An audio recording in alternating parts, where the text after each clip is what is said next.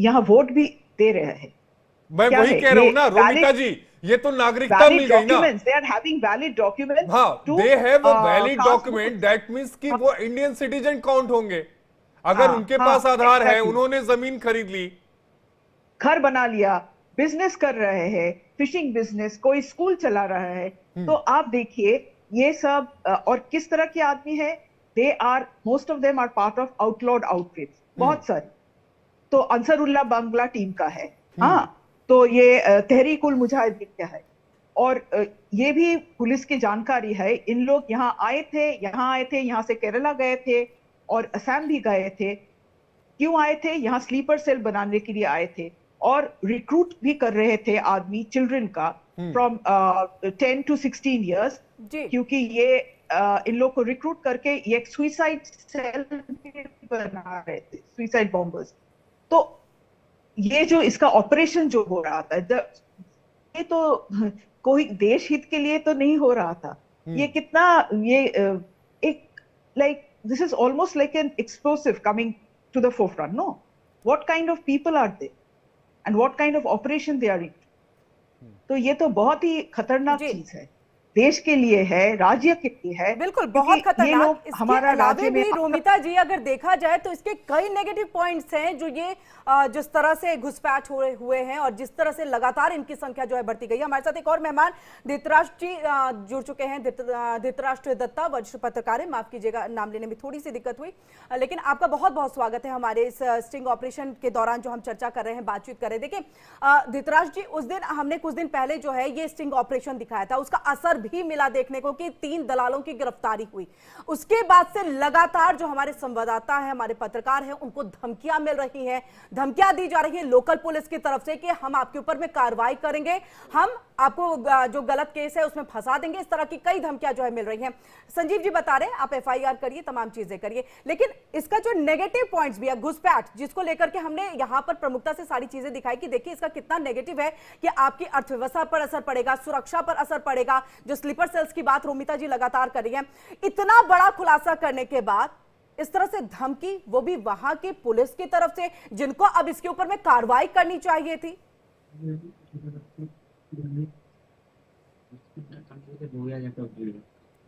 धृतराष्ट्र जी आवाज पहुंच रही है आप तक? धृतराष्ट्र जी आप अपनी बातों को रख सकते हैं। हाँ बोले, सुनाई नहीं दे रहा है, बोलिए। जी आवाज पहुंच रही है आप तक? नहीं, धृतराष्ट्र जी तक हमारी आवाज नहीं पहुंच पा रही है। हम दोबारा से उनसे जोड़ने की कोशिश करेंगे, लेकिन उससे पहले आशीष यहाँ पर एक जो हमारी रिपोर्ट है उसको हम यहाँ पर दिखा देते हैं अपने दर्शकों, क्योंकि लगातार जो रिपोर्ट दिखाना बहुत जरूरी है, जिसके जरिए सारी तस्वीर जो है वो क्लियर होगी। तो एक बार फिर आपको वो स्टिंग ऑपरेशन हम दिखाते हैं जो देश के छिपे हुए दुश्मनों को बेनकाब करने वाला है। वो स्टिंग जो जब पता चला, जो बांग्लादेशी घुसपैठ करवाने वाले हर बहरूपिये के चेहरे से शराफत का नकाब उतारता है। किस तरह से बॉर्डर क्रॉस कराने वाले ये शैतान अपनी करतूत को अंजाम देते हैं। एक बार फिर ऑपरेशन बॉर्डर में देखिए, ये स्टिंग ऑपरेशन एक बार आपको दिखाना इसलिए भी जरूरी है क्योंकि इसमें शामिल देश के गद्दार ये जान ले कि इंडिया डेली ना तो कभी डरा है और ना ही कभी डरेगा। हम देश हित में अपनी जान की परवाह किए बिना ऐसी खबरें लाते रहेंगे। फिर से आपको दिखा रहे हैं ऑपरेशन बॉर्डर।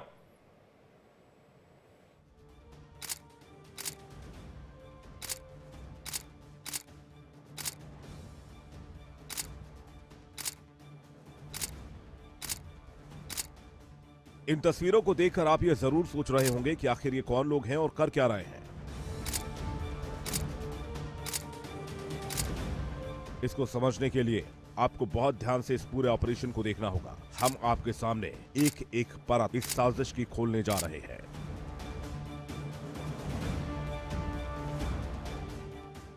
अब तक आप ये मानते रहे हैं कि हिंदुस्तान का दुश्मन नंबर 1 पाकिस्तान है। आप अंडरवर्ल्ड डॉन दाऊद इब्राहिम को भी भारत का सबसे बड़ा दुश्मन मानते हैं, लेकिन जिन तस्वीरों को आपने देखा, आज वो देश के दुश्मन नंबर 1 बन चुके हैं। आखिर क्यों, और ऐसा क्यों कह रहे हैं हम कि इन दुश्मनों से हिंदुस्तान को सबसे ज्यादा खतरा है? যার কারণে ওই আমি কিন্তু খবর পাচ্ছি তুফান গতিতে কাজ চলছে। কোন দিক থেকে? সব দিক থেকে এই এলাকা দিয়ে প্রায় সব জায়গায় দিয়ে চলছে। মানে এই এলাকা বলতে বয়রা নাকি পাশে? বেশি চলছে আপনার হচ্ছে ওই রনঘাট দিয়ে। রনঘাট। अच्छा। हाँ। अब तक आप ये समझ गए होंगे कि इंडिया डेली की टीम कोई बहुत बड़ा खुलासा करने जा रही है। इनके कैमरे में ऐसा कुछ कैद हुआ है जिससे एक बहुत बड़ी साजिश का पर्दाफाश होने जा रहा है। जिस तरह से ये लोग बात कर रहे हैं उससे कहीं ना कहीं इतना तो साफ हो जाता है कि वो लोग हैं जो अंडरवर्ल्ड और पाकिस्तान से भी ज्यादा खतरनाक हैं।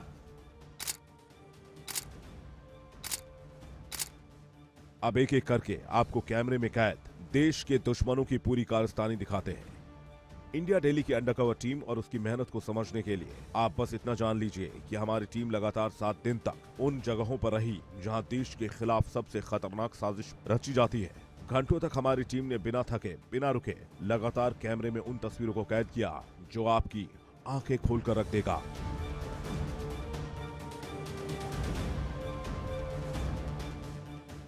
हम आपके सामने ये पूरा खुलासा करें उससे पहले आपको बता दें कि देश की राजनीतिक गलियारों में पिछले कुछ समय से अवैध बांग्लादेशियों का मुद्दा सुर्खियों में रहा है। हमारी टीम ये भी जानना चाहती थी कि आखिर अवैध बांग्लादेशियों का मुद्दा इतना संवेदनशील क्यों है और क्या वाकई में देश के लिए खतरनाक है ये सवाल लगातार हमारे दिमाग में घूम रहे थे और इनका जवाब ढूंढने के लिए हमारी टीम लगातार कोशिश कर रही थी। इस बीच हमारी टीम को जानकारी मिली कि देश की सीमाओं पर कुछ बड़ा खेल हो रहा है। जैसे ही जानकारी हमारे पास आई हमारी टीम तुरंत इसकी पड़ताल करने के लिए निकल पड़ी।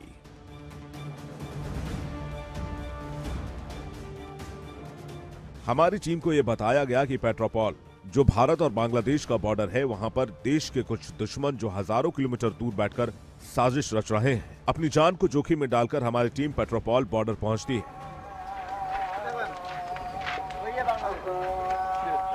ये जो आजान हो रही है वो बांग्लादेश से हो रही है। यहाँ पर पहुंचने के बाद हमें जो पता चला वो बेहद हैरान करने वाला था। इस बॉर्डर पर साजिश का खुला खेल चल रहा था। बीएसएफ यानी बॉर्डर सिक्योरिटी फोर्स जिनके कंधे पर सीमा को सुरक्षित रखने की जिम्मेदारी है, लेकिन ठीक इनके नाक के नीचे भारत के खिलाफ षड्यंत्र रचा जा रहा था। हम आपको ये भी बताएंगे कि हमारे कैमरे में क्या क्या कैद हुआ।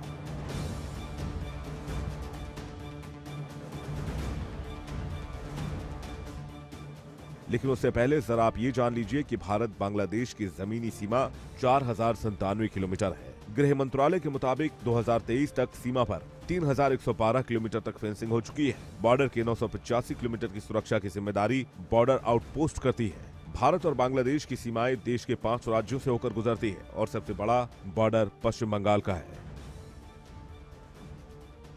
जो 2217 किलोमीटर तक फैला है। इन दोनों देशों के बीच 54 छोटी बड़ी नदियां हैं और यहीं से होता है साजिश का सबसे बड़ा खेल। दरअसल पश्चिम बंगाल का नॉर्थ 24 परगना का बनगांव वो इलाका है जहां से साजिश की शुरुआत होती है। और हमारी टीम जब यहां पहुंची तो सबसे पहले हमारी मुलाकात एक ऐसे दुश्मन से हुई जो दावा करता है कि वो किसी भी बांग्लादेशी को बॉर्डर पार करा सकता है।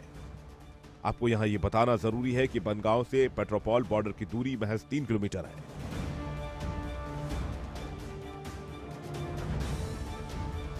इसलिए भारत के इन दुश्मनों के लिए जगह सबसे महफूज है।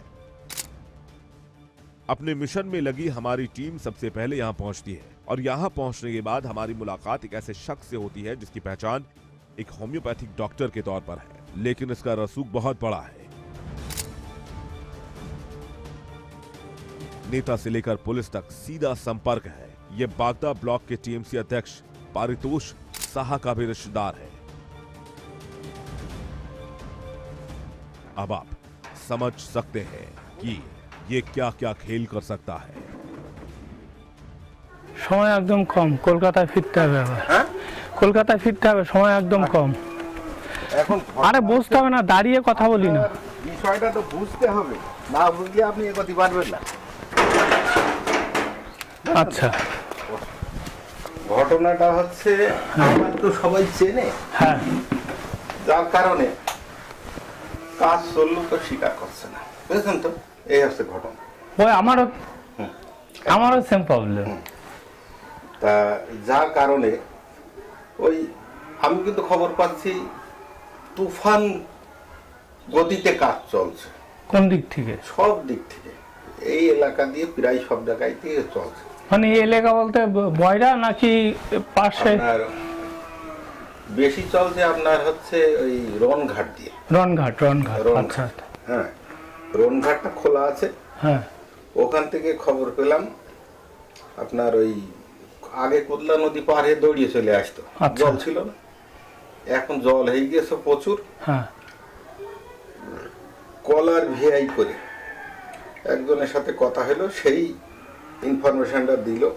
বলছে যে মেয়ে ছেলে মানুষ দাদা, আপনি জানাশোনা লোক। হ্যাঁ, তার মানে আমার ডাক্তারখানা হ্যাঁ। পাশেই যে ঘরটা, উনি হচ্ছে পরিতোষার ভাইপো। আচ্ছা আচ্ছা। সেই সুবাদে এই এলাকার যত স্মাগলার আছে ওর আন্ডারে কাজ করতে হয়। আচ্ছা। ওর ওখানে থানার থেকে বলেন, বিএসএফ এর থেকে বলেন, যেই বলেন না কেন, হ্যাঁ, ওর আন্ডারে কাজ করতে হয়। মানে ওর বাদ দিয়ে কোনো কারো কোনো, যেহেতু পরিতোষা পলিটিক্যাল পারসন, ওর ভাই বলে একটা ই থাকে। যাক, সে আমার পাশাপাশি দোকান। মানে কিসের দোকান? ওর হচ্ছে বিল্ডার্সের দোকান। আচ্ছা, বিল্ডার্স। আপনি বিল্ডার্সের কোনো মাল পাবেন না দোকানে। হ্যাঁ, অবশ্য বিল্ডার্সের দোকান। ওর ব্যবসা 2 নম্বরই এই। মানে 2 নম্বরই মানে দালাল ফালালদেরকে দিয়ে চালায় ছাড়া আর কি 2 নম্বর? মাস্টারি চাকরি তো আর দেয় না। না, চাকরি বাকরি দেয় না। কিন্তু 2 নম্বরইটা কি? 2 নম্বরই কাজ। আপনি কি পাস করতে পারবেন? ও হচ্ছে গাঁজা পাস হচ্ছে, সোনা পাস হচ্ছে, আপনি যাই বলেন না কেন সবই ওখানে ওর মাধ্যমে হবে। আচ্ছা। এবং ওর ধরার ক্ষমতা কারণ নেই। একবার বনগাঁড়ি, আমারও সব শুনে লাভ নেই। বনগাঁড়ি ডিপে একবার ধরে আবার পৌঁছে দিয়ে যাচ্ছে তো করতেই হবে। তা ঘটনাটা হচ্ছে এই, এখন একজনের বলে রাজি করালাম, সেটা হচ্ছে ওই তাপসেরই লোক, মানে পরিতোষার ভাই। কত দূরে বাড়ি এখান থেকে? তার বাড়ি হচ্ছে আপনার হরিহরপুর। তা সে আমার বলছে যে দাদা দেখেন মেয়ে ছেলে, আর সবচেয়ে বড় কথা হচ্ছে আপনি যখন বলছেন দায়িত্ব সহকারে নিয়ে আসতেন, তা সেই জায়গায় দেখা যাচ্ছে আপনি কয় মাস পরে যোগাযোগ করেন। কোদলায় প্রচুর জল হয়েছে, জল। আচ্ছা আচ্ছা। বলছে যে যা লোকজন আসছে। सुना आपने, उत्तम साहा ने एक दलाल जिसका नाम जिया मंडल था उसको फोन किया और उसे मिलने के लिए कहा गया। उत्तम साहा के बताए एड्रेस पर हमारी टीम उससे मिलने के लिए निकल पड़ी। आधे रास्ते में जिया मंडल का एक आदमी हमें मिलता है और मोटरसाइकिल पर बिठाकर जिया मंडल के पास ले जाता है। এটা মন্দির না মসজিদ হচ্ছে?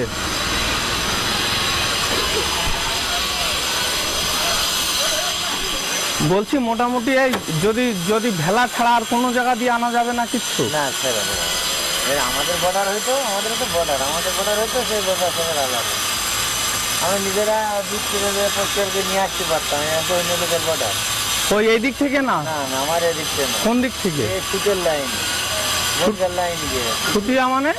ছুটিয়া হইতে নোয়া থেকে বারান্দা, কাটাঙ্গি, এইদিকেরই বর্ডারটা। না না, একটা ছুটিয়া হচ্ছে তোমার ওই বেড়িগোপালপুর পাঁচপোতা ছুটিয়া, মানে ওই ছুটিয়া না। মানে এদিক থেকে কোন দিক থেকে একটুখানি বলো। আশা এসে কোথায় উঠবে? আষাঢ়ুর দিকে? আষাঢ়ুর আগে উঠবে।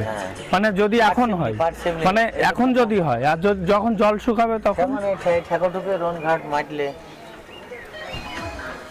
মানে তোমার বড় ভেলা বানাবো না? না, একটা কলা গাছে ও হবে না।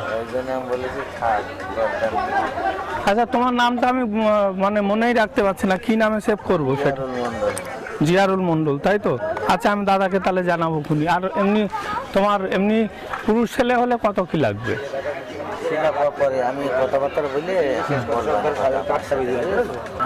কারণ এখন যে সিচুয়েশন, আমি এদিকে শিফট করে দিতে হবে, খুব চাপ ওইদিকে, বুঝতে পেরেছি? বলেছে না, এটা আমাদের খুব পূর্ব পরিচিত আর কি। আমাকে চেনে না এমন কোনো লোক নেই, বুঝতে পেরেছি? আমি শুধু মান সম্মানের খাতিরে আমি কারো বলতে পারছি না, বুঝতে পেরেছো? তুমি আমাকে বলো যে শুধু এইটা না, আমি যদি একটা আনাতে পারি আমার লোক, আরো অনেক যোগাযোগ আছে, ঠিক আছে? কত টাকা কি লাগবে? তখন বাড়া ওইসব আমার এখানে এনে দিলে আমি এখান থেকে নিয়ে চলে যাবো। এনে দেবো আমার মোটামুটি ক্রস করে এনে দিলেই হবে, যে কোনো জায়গায়, যে কোনো জায়গায়, ঠিক আছে? যে কোনো জায়গায়।